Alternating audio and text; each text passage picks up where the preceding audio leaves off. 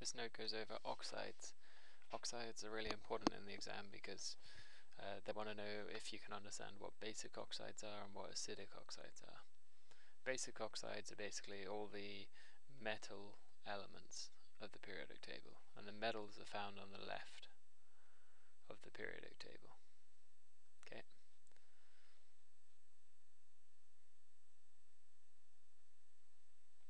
And then we have the acidic oxides, which are formed from the non-metals. Okay, argon is not included because that's an ideal gas which isn't very reactive at all, so it won't form an oxide. But these, everything up to here, will form oxides. So there's a simple rule. As you go from left to right, you go from basic oxides to acidic oxides, meaning in the left you have the strongest basic ones, and on the right you have the strong acidic oxides. Okay, so metals give basic oxides, and non-metals on the right of the periodic table give acidic oxides. Okay, so you might be asked in an exam which element could form a basic oxide. You just need to choose any element from the left of the periodic table. And the simplest ones to choose are the ones near the top left of the periodic table, like sodium or magnesium. They're safe because they're on the left, far left, so they are strong basic oxides.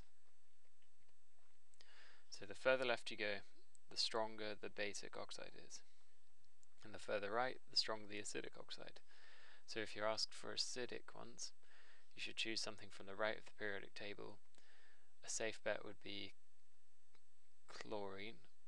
Should have been chlorine.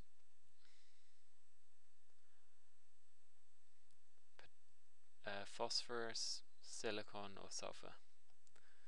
Which are these ones? But the further right you go, the stronger the acid is, so it's safer to go with chlorine. Chlorine oxide. Or maybe sulfur oxide, sulfur dioxide, because there are two oxygens in that. Okay, so the further left in a period the element is, the more strong its basic oxide will be. So that's further left. And a period is a row in the periodic table. So period equals row. And then we have the groups, which have been covered in another video, and they're the columns. So basically on the left of the period you have your first group. Then it goes from the first group all the way to the 8th group, and the 8th group is on the right of the periodic table, and those are the ideal gases, or noble gases. Okay, so basically if we follow this rule, the strongest basic oxide on the left will be sodium oxide, and that will be stronger than magnesium oxide, because magnesium oxide is further to the right than sodium oxide. Okay, and the further to the right of the period you go, or the further to the right of a row, then the stronger the acid the oxide will be. So sulfur dioxide, and it's dioxide because there are two O's, two oxygen atoms, and that will be stronger than silicon dioxide, because silicon dioxide is further left, which means it's more basic. Even though it's an acid, it's less acidic than sulfur dioxide, which is all the way to the right.